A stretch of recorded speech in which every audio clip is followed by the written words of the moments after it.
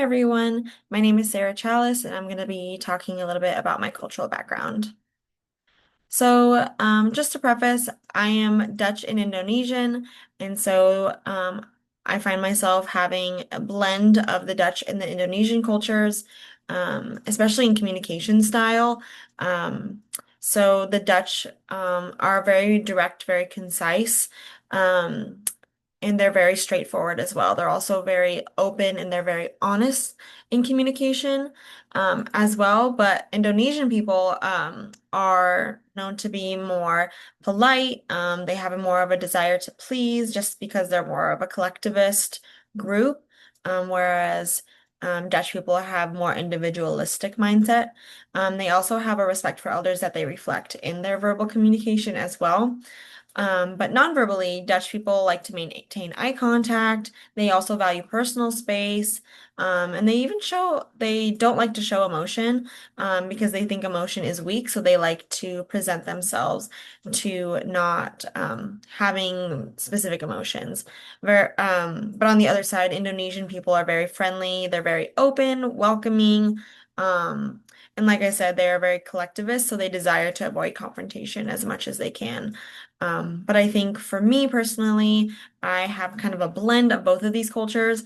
I'm very direct and open, and honest with a lot of people, but I also have this desire to please and a respect for elders, um, in my communication style.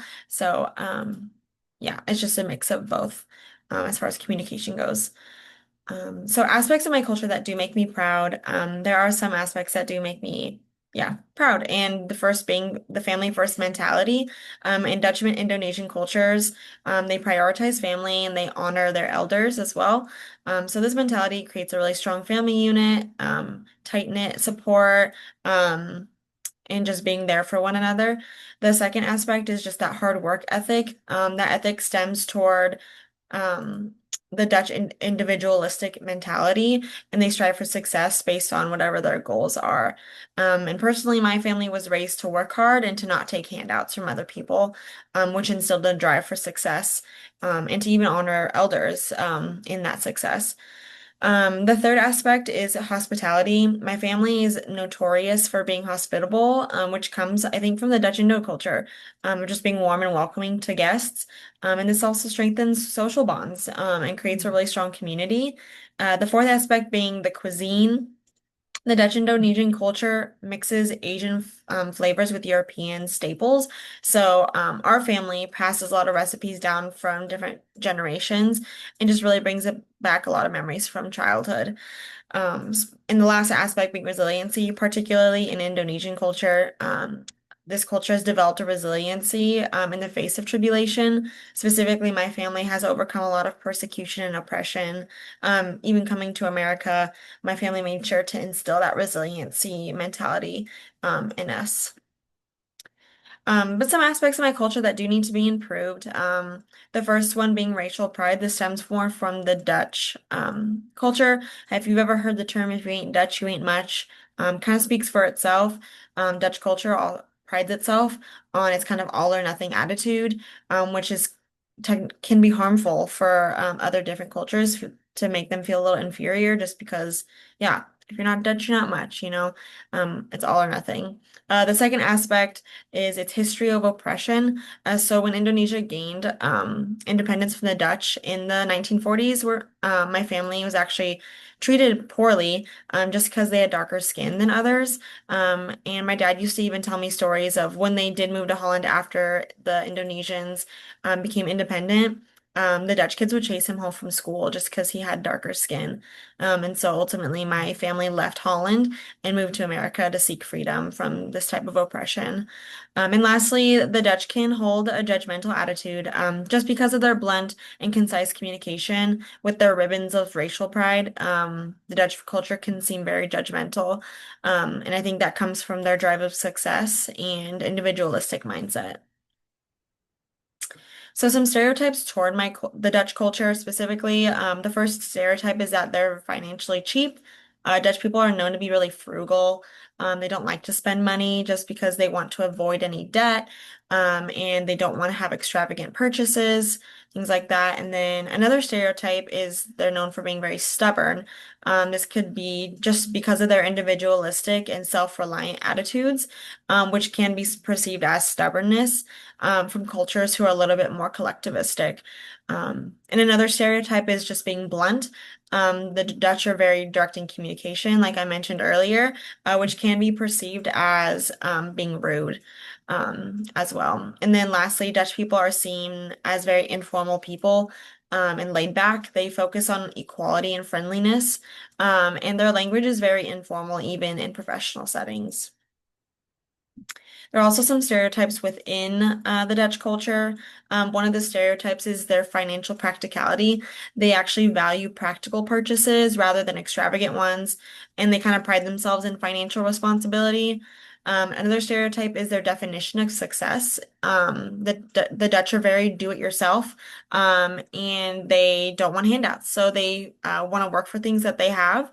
And they that kind of define that success based on being debt free or being financially responsible, and just being able to do whatever they want can to define success for themselves. And lastly, Dutch people value family above all else, and family is seen as a primary source of support in the Dutch Indonesian culture, and this creates really strong bonds in the family unit, and provide and prioritize things like eating together at the table as a family. So their views on substance use is generally tolerated in Dutch culture, specifically when it comes to alcohol and cannabis. The drinking age in Holland is actually 18, and so it's used for celebrations, and it's part of social interactions as well. Dutch culture, cannabis is also seen as harmless, but has to be used responsibly. Overall, the Dutch seem to have a clear distinction between moderate use and problematic use of alcohol and cannabis. And their goal is to focus on harm reduction rather than prohibition. So they want to inform their people through harm reduction campaigns, policies, and prevention strategies instead of implementing prohibition efforts. And so this adds to their very individualistic mindset of making informed decisions for themselves rather than just something being prevented altogether. Their views on counseling, the Dutch culture views it generally as a positive experience, and an opportunity for self-improvement. Following along with individualistic lifestyle and culture, Dutch people see counseling as a solution to mental health problems, and they kind of use it to improve their mind, their body, and life. They view their mind, body, and life as kind of an enterprise, which means their journey of success and reaching their goals is a process that requires effort and it's ongoing.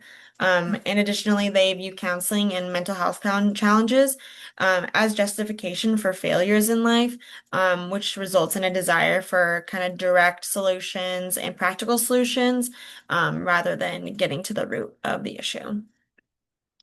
So counseling clients in my culture, I think having a client that's got the same cultural background as me will provide just a lot of opportunities to connect with the client, understand kind of the foundations of their experiences.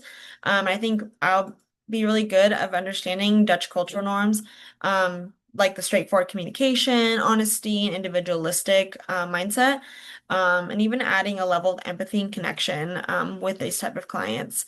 Additionally, I'll be able to help with the counseling dispositions like acceptance and flexibility.